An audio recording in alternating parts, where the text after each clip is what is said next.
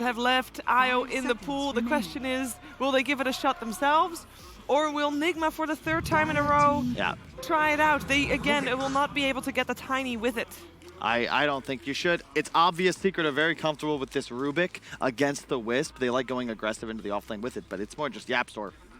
He's just one of the best Rubiks in the world, if not the best. It's hard to say. It's one of those heroes that the game you're watching, the Rubik go off and you're like, God, he's the best at this. And really, it's just a lot of people equal in regard. I think you gotta do something different. And if you're gonna play against Rubik, I again point to the Visage. Minion creep heroes. Give me a Mind Control Beastmaster. Give me a, maybe even a Lycan. Who knows? But I think that those HOD, and then not an Enigma. That's not the same, but Visage Lycan. So it's, I think it's interesting the way that Secret are dealing with the potential of IO Timbersaw, right? Like last time around, they were a little bit more assured about it because it was first pick IO, so they could just snap pick AA right away. Here, they grab Rubik, who is still good against the Timbersaw, but simultaneously, you're not committing too much. If it ends up being somebody other than the Timbersaw, like now the Leshrac, then fantastic. You still have like really good options with a Rubik. Yeah, and it's a different. You're not as afraid of an AA either now because Leshrac just kind of runs at the enemy. You're going to buy a BKB, and you just do so much damage that against two squishy supports like Rubik AA, you'd really have nothing against him once he got that spell immunity. However, I will say Rubik's excellent against Lesh. All the spells you steal are excellent, especially if you get the stun. It becomes an instant cast, 3-second AoE stun. Like, that's nuts. You don't have room for Nyx, though, with the Rubik pickup, right? I don't think you need it. Team Secret. They go for the instant morphling. Okay, these two heroes. Oh, it's the same as what you just said for the Rubik. Like you watch that hero and you see the limits that the players YapzOr and Nisha take it, and it's phenomenal. And you wonder why you don't see it first phase pick more often. I want to take you back to what we said at the end of the previous game, where we basically strongly suggested to Nigma to let the IO go. Are you okay with it being picked up third time in a row? Like, was the IO not the problem, or the pairing with the IO? What? You know, perhaps this is more of that experimentation, right? Try different Wisp partners, see if you can add anything to the repertoire. You want to practice that in a grand finals? I wouldn't personally, and I expect they'll have some kind of pocket prepared. I think you got to be thinking about banning Meepo if you're Team Secret. You're going up against last pick Nigma, and I'm looking at this Morphling against Meepo, not the greatest matchup, same with the Rubik, and I'd like to see that be the style that that Nigma look to execute. They're much more comfortable with this Wisp in a go high ground end game 15-20 minutes in, but they've yet to find anything that can do that except the Tiny. It's not the greatest Wisp partner, but I do think that Phantom Lancer could actually be good this game for Nigma. 10 seconds remaining. Is Timbersaw still in the pool? Yep. 5 seconds. Got to be thinking about that as well.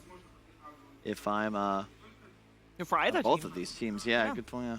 I wouldn't like it as much for Secret. I think that Team Liquid proved at the previous major that Lesh beats Timber pretty handedly. There's just, it's one thing if you see a Wisp Lifestealer, but it's just kind of different timings of, like, you see a Lifestealer, you know that in the early to mid game the damage output of the enemy draft isn't going to be super scary. When there's a Leshrac, all of a sudden they can add so much firepower in those 3rd through 5th selections that your Timber might just get run over. It's more of a hero, I think, countered by the overall composition of your enemy than just one hero, with the exception of perhaps like an AA or an OD. Dire team pick. You see Puck ban. Let's find out what they're gonna pick. What discussion do you feel like they're having right now? Which heroes are they contemplating? Guys, how the hell are we gonna beat Nisha?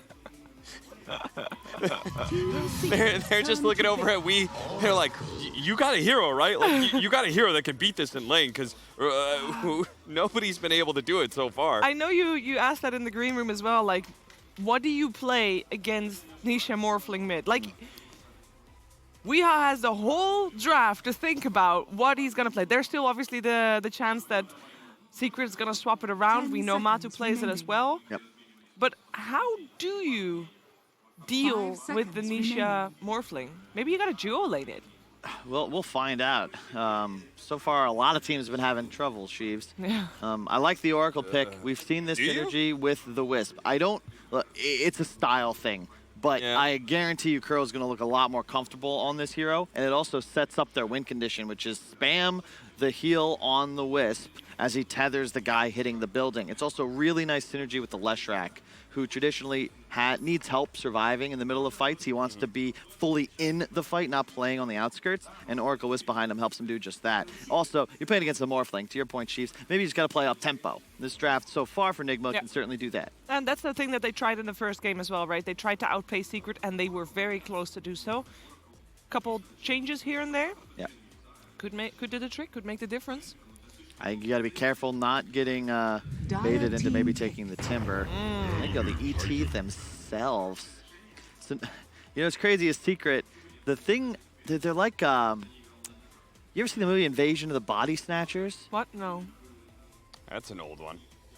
They had the remake. Doesn't matter. They are so good at so many heroes that they can look at a hero like Nigma earlier today, and yesterday. They picked this ET. They show, hey, this is a really good hero, and it can be played multiple lanes, multiple roles. I guarantee you, Secret picking that Elder Titan are comfortable on that as a core, just as much as they are for Puppey, perhaps, if needed. And that's a huge benefit to the team, that they don't really need to scrim or even really practice too much to fully understand a hero concept and Have bring we it into seen the a draft. core outside of a Meepo matchup, though? No, we have not. But Zai's played it.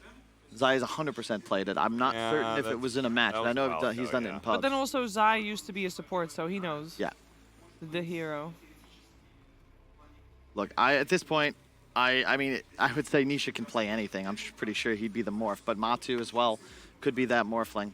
Another reason that Secret, unlike other teams, can get away with first twoing it is that both cores are equally comfortable.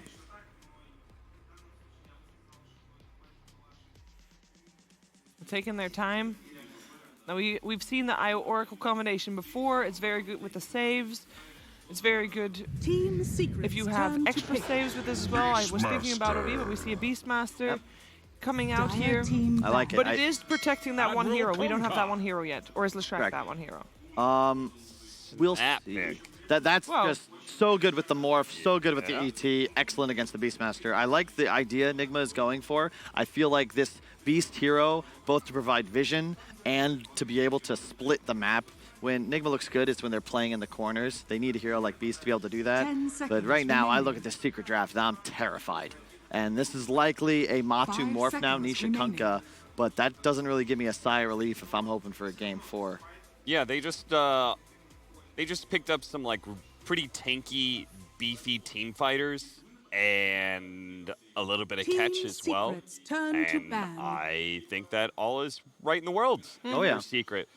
Like if you're afraid of being run over by Nigma, you immediately resolve that with your last 2 pickups. You still have a lot of options. There are a lot of team fighter offlaners that you could have chosen, so there was no rush on that point. Is there any risk still of cheese heroes? 10 seconds remaining.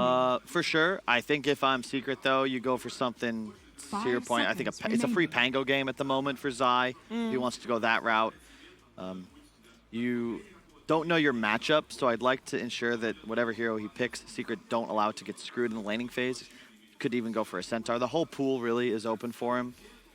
For Nigma, I think it's got to be something special. The Medusa, is that still in the pool? Yep. For now. Troll. Still in the pool as well. Yeah, one or the other. Oracle Troll, another liquid special. I think that's the sort of thing I like, because you already have the natural steroid and the self-sustain, so you can't kill the Troll, and if he stays alive long enough in the fight, he's just going to kill everything, plus you shred buildings, which is real nice when you have the Beast to like back it up. Not, if they would go for the troll, it's not very heavy on the old team fight, something that Secret turn is to pick. quite okay on. They picked the Dragon Knight, get some Terra Push, they ban out a Huskar. Okay, that is likely then a DK mid Zai Kunkka. Or vice versa, who I was about knows? to say, there's been a lot of offlane DKs. Ooh, they Choose your still hero. go for the OD, which means that the Leshrac is the steroid hero. I really would have preferred a physical damage hero.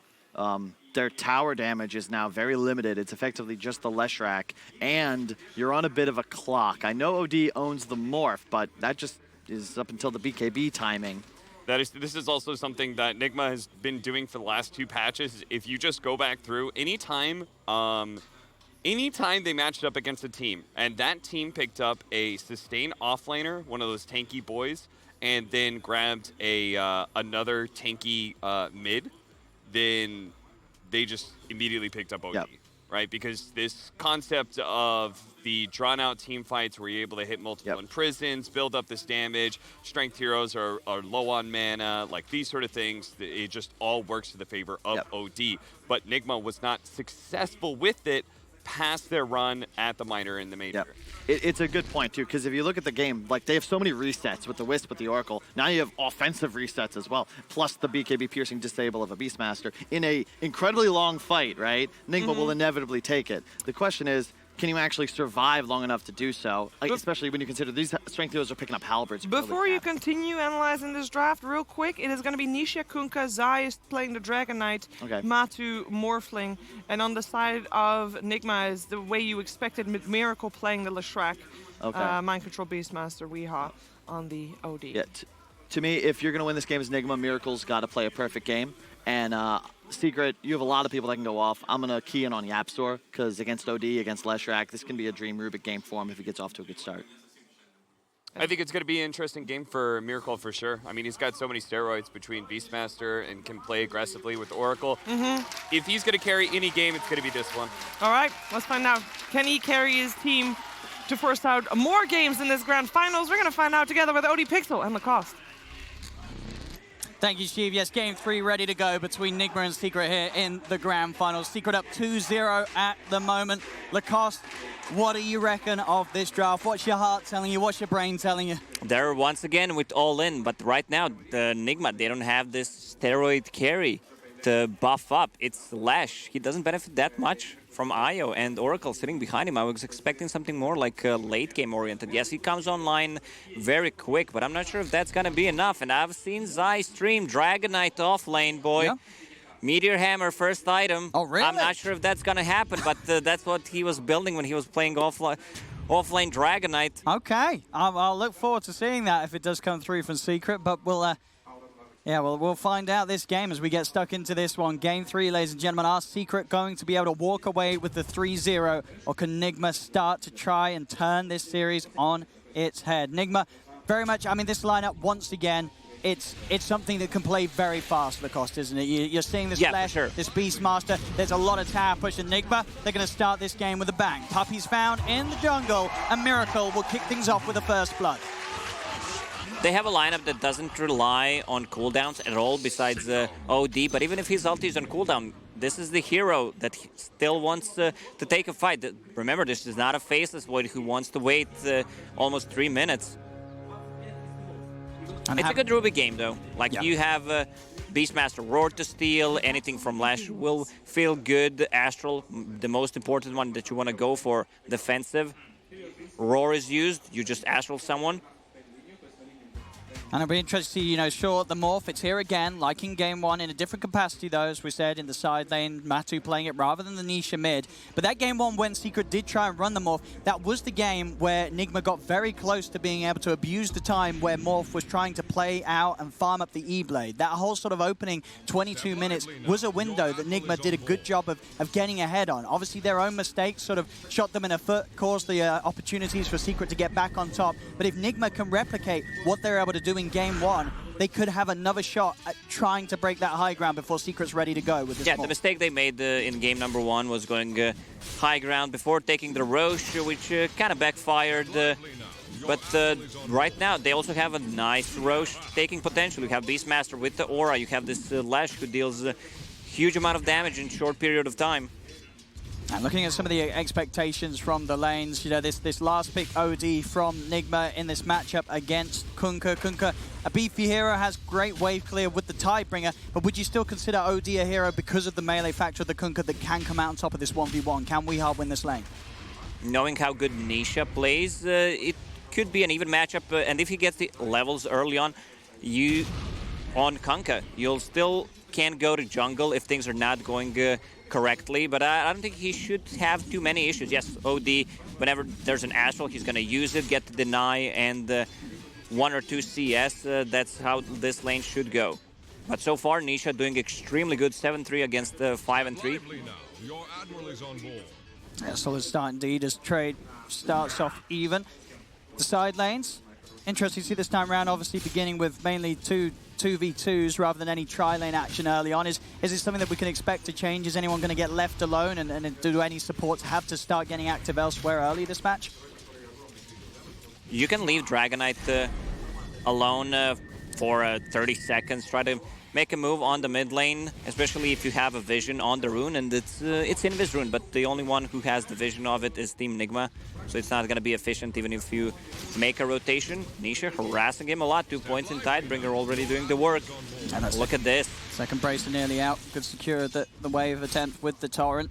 Having that second bracer and still having that salve ready to pop if he does get low. Nisha with all the tools to keep himself strong in this lane matchup.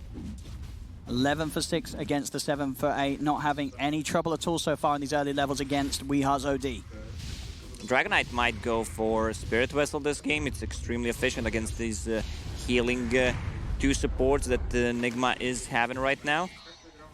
Yeah, even with sort of the ability to dispel off with the Oracle, you'd still see a lot of value in that item, yeah. Right? Because there's going to be situations where Oracle's not able to save, right? Oh, I said you can leave him for 30 seconds. What? They can land the stun. I mean, maybe they don't even need to land it here. Zai doing his best to try and juke it, but they've got him. Just alone a little too long. Must have hit the 31st second. Probably, yeah. Usually I'm not wrong, especially when I am. I don't know. And now we're seeing down bottom Matu's farm. 13 for 3, mind control, 14 for 6. Solid start on these lanes, 2 for 0. They're already starting to build up a 1K lead. Yep, we can hear the crowd. They want Nigma to win this game. A lot of cheering when they were entering the stage, and even right now. Yeah, no doubt about it. The fans here, they just want to see more Dota 2. You know it. You know, Secret was down 2-0 at this point. They'd be cheering Secret's name. They want to see more action from these teams. And Nigma, this opening 4 minutes, they're certainly doing it. They're giving it their all to kick this game off to a much better start already than Game 2's. Yeah, 2 Borises. I don't know, I like to call a Boris when we're in the CIS region, you know? Boris? Yeah. Okay. I like it. Doing a lot of work on the bottom. There's a huge amount of slow. Also, he should be careful about this Oracle. 2 points in the nuke. Oh, yeah. This is that level 3 on Kuro is when he can really start to hurt. Huge amount of mana to play with, and he's got the 2 mangoes on top of that as well. So a lot of combos to drop if he sees the opportunity to start nuking. He's going to start going on to Matu a bit. Matu's got to be careful on how much he's shifted into the Agi. You cannot underestimate the burst from that level 2 Purifying Flames that Kuro has ready to go. Just continuing to do a good job of trying to push back Matu. Continuing to open up this lane for Mind Control to free farm as the Beastmaster. Again, Matu really playing on the edge here. Sitting very, very low, back towards the bounty room. Puppey will take it away. Mind Control will chase him for his efforts, though. The ball coming in, slowing down Puppey. But Puppey's still going to be able to make it over. TP take another out. bounty room. He's going to be able to TP out easily. There's no burst or catch to stop him. And that's Secret securing all 4 bounty rooms at 5 minutes in. Even with 4 bounties, it's still an even game. Yeah, you can see on the CS, all 3 of Nigma's cores just on average farming that Yep. better than that of Secret. Still, the mid lane, it's starting to step up in denies. Now that the levels are there, we are able to utilize the Astrals more frequently to take more away from the Kunkka, but it's a Kunkka. You know, at this point, Nisha is going to be able to head to the neutral camps, make sure that his creep hitting stays on top. It's going to be really tough to land any combo from Kunkka. They're safe from Oracle, they're safe from IO, and Astral from OD. So they need to make a lot of mess in the mid game before they can use the Kunkka's combo. And Secret, they definitely have started to rotate more away from that top, giving Zai that solo area to play. Does mean that there's very little pressure on the ledge. Bottom lane, an opportunity's been found. They try for Puppey, but Puppey's back under the tower. Matu comes forth. Trading harass from Mind Control and a TP in from Yapso. They've got a great sleep setup from Puppey that will allow them to find at least one of these, you'd imagine. Telekinesis back onto Mind Control. They'll take the kill. Kuro's trying for the trade with the Purifying Flames, but it's not enough. Puppey is able to hide it out in the trees, and Kuro's got to run. Waveform forward. Matu's looking for a second kill. They don't have enough damage, and WeHa TP ins there. As ulti ready, if he can get some charges from that Astral. That's going to be +3, but Yapster gets a kill on Kuro. Yeah, Kuro steps in and doesn't expect that Fade Bolt to come flying in from the side. Top lane, Nigma, they'll find some action in return. They'll move in onto Zai, knowing the secret. They put all their focus down bottom. The support TPs, meaning there was no backup for Zai available.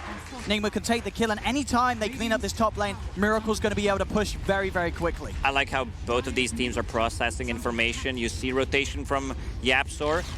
Dragon Knight falls back to his tower, but the Nigma, they have the movement speed advantage. They get the kill, they get the tower, and this tower is important, not as important as the mid tower, but right now there's no one on the mid lane for a very long time. Rotation from Nisha, if he wants to use the whole Oh. perfect read of the movement of Kuro. Didn't need an X mark, didn't need a boat, gets him slap bang in the middle of the torrent, and now he has the X and the boat to look for mind control as well. He doesn't even need the boat. Nisha using the minimum, but that's all that's required to get the 2 kills off successfully with a perfect gank. Well, Nisha is just too good. His performance on the Batrider in the previous game with the node that was amazing. And yep, I talked about it. He's going for the meme hammer. You might laugh about it, but I did the math. Okay. You know, you can stun people for 5 seconds. 5 seconds? Yeah, if your Dragon Tail is maxed out, especially at the later stages of the game. If this goes to super late game, you get the level talent. 20, cooldown reduction, and 2 seconds yeah. Dragon Tail stun. All right, big brain plays from Zai. I mean that, you know, then you know it's not like he's the only disable on the team. You combo that with a Rubik, a Kunkka, an Elder Titan. That's hero slammed down for a long, long time. But it is also, you know, you do not see your offlane hero rushing Meteor Hammer that much.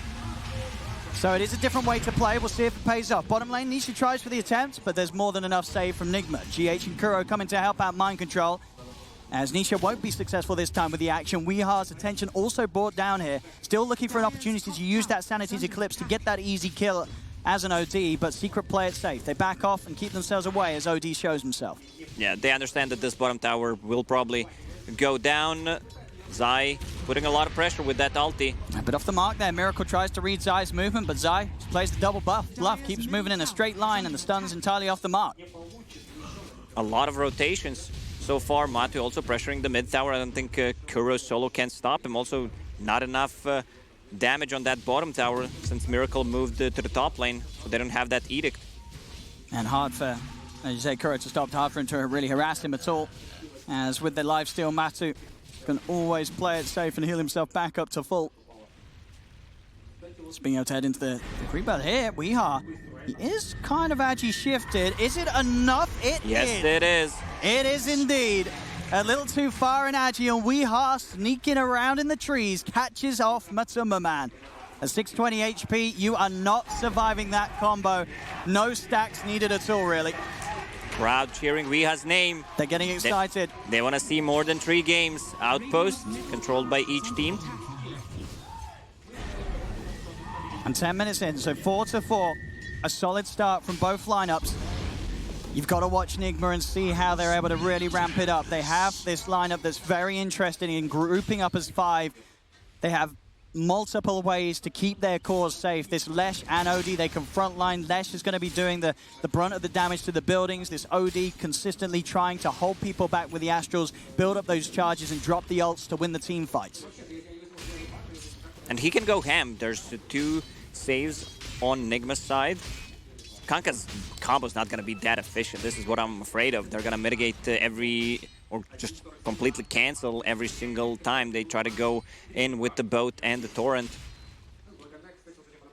And trying to set up for something top, but these wards from Nigma give them all the information they need. They know that Puppy's around here to back up Zai. May even be tempted to try and go onto the Elder Titan if Puppy gets found alone. Miracle, he's going to head over and start to make a move towards him. And in the boost up, there's the Yule setup. They've got the item for the combos. Puppy taken away.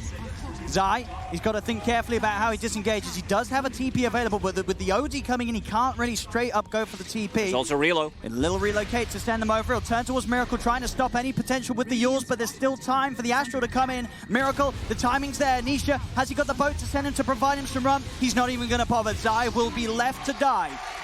As now Nigma, they may even be able to catch another. The root catches onto Nisha. He's a little too far back. X-Mark onto Miracle to try and disrupt the combo, but already Weeha. He's across with the setup. Astral onto Yapzor. Nigma, they should have another here. The boat comes flying across.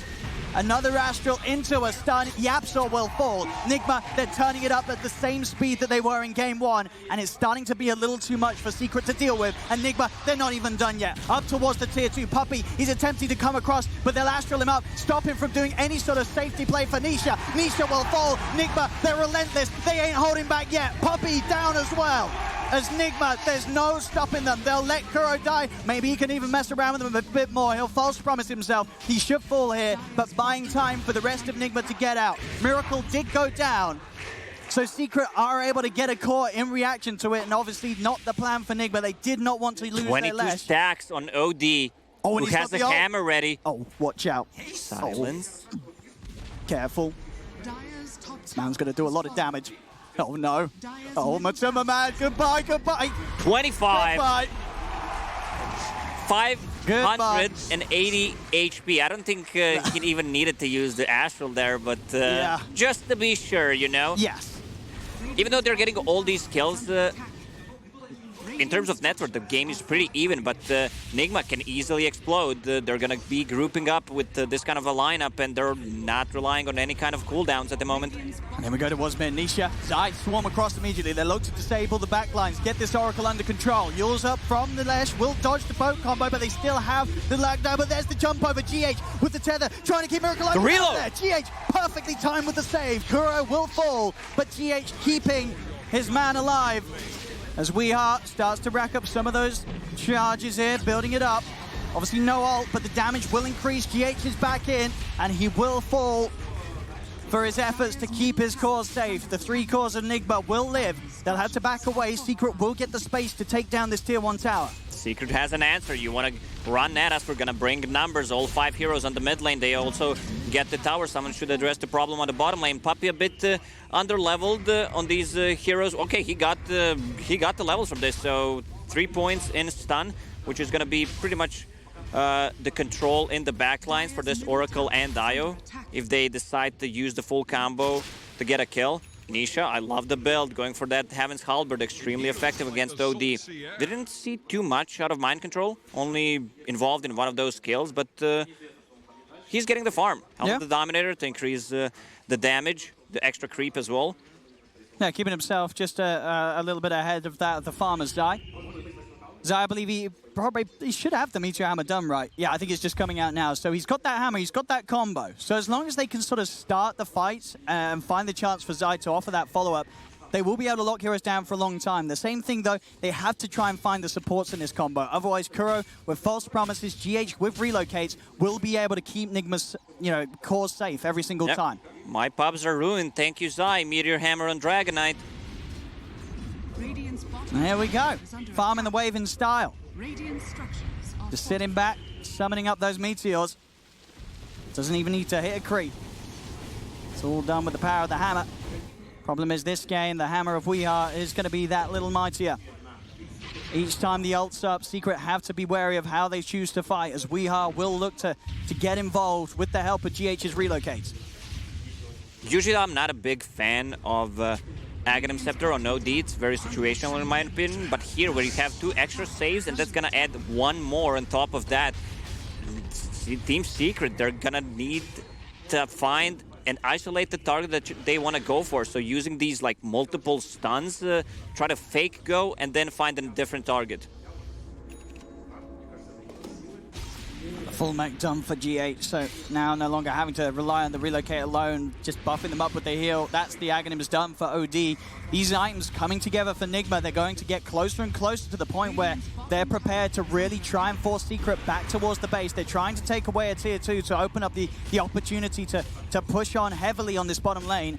Zai popping the dragon form in a sort of an attempt to scare them off, and it is working. Nigma have to be very careful about how they continue this pressure. We saw in game 1, mistakes were made. So far, they've been doing a good job of keeping everything to plan. Look careful here now as the stun. Meteor Hammer. There it is, the defensive A lot Astral. of save. Meanwhile, Morphlings are farming on the mid lane, finding the farm in the jungle. Not even close to that shotgun. There's the tower taken. Nigma, they want to get as much done as they can before E-Blade's complete on Morph. They're gonna go for tier 3. They're ready. 4 heroes are here. Someone's pinging it. It's the Brown. I mean, how... OD is missing.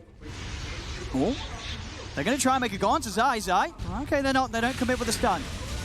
I believe Yapster was able to break that up a little bit, and Zai will be fine. Even if they do get their hands on him, still pretty tanky with those stats offered up by the Meteor. Oh, OD, perfect rune. He just picked up the haste so he can rejoin his team. Also, there's still one tier 1 tower on the mid standing. They would want to get that before. Look at the aggression from Nigma. Just making sure no one can leave the base. Trying their best to really assert dominance against Secret. This ward from Secret near tier 3 tower, they know how Nigma's gonna approach this. See if Nigma can get a catch. Nigma.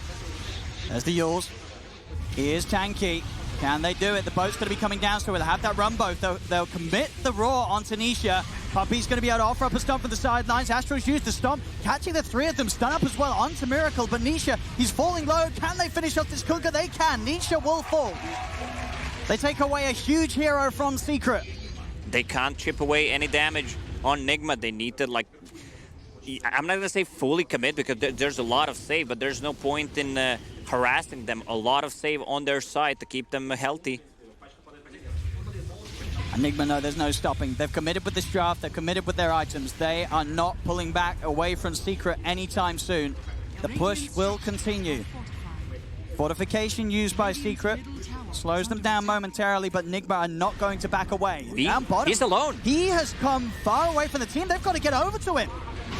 They're heading over. Are they going to be able to get her in time? There we have. They do have GH coming in just in time to save him, and now with that backup, they can town. He was right to trust in his friends to be there in time to make sure the turnaround was in place as the Weeha bait cost Zai his life. They just invaded enemy jungle, and they're not letting go. Did I see that correctly? Is Kunkka going for Aghanim Scepter? He had Radiance queued up, but he's changed it, you're right. I love that. Random torrents, so they can find this Oracle and Io in the backline. Oh yeah, welcome to Water Park. You know, both Morph, he's going to be swimming around, there's going to be waterfalls everywhere. And you're right, a straight torrent, this sort of the range of the ultimate, so the second ultimate with that Aghanims, it is crazy. It's very likely that one of them will clip an Io or an Oracle trying to get in position, waiting for that time to use a false promise. Oh, that's a big kill. He got the Morph off. He did get the shift. The rest of Nigma coming across, but Map3 is going to start running. Secret immediately heading over to help out their Morphling. They've got to get please it quick. Help me. Map3, and he's back up, and he is going to get it. Puppey's around. Astral setups there, though. Can Secret take a fight? Maybe they'll just sort of let Map3 go here. I think they know they cannot really save him. Map3's falling low, then maybe they can. False promise has to be used. He has waveform back up in time. Map3 will live. But Nigma, they're not stopping. They'll look to whoever's next closest to them, and it is Nisha. Setups there, another stun. They do have sanities available if Weeha feels the necessity to pop it, and he won't need to for Nisha. Nisha is gone. Astral control. This Aghanim's allowing Weeha to catch target after target as they'll take down Zai incredibly low, finishing him off, or maybe not. They've got the nukes. Kuro, purifying flames time and time again. That magical burst taking down Zai. The 2 cores are gone.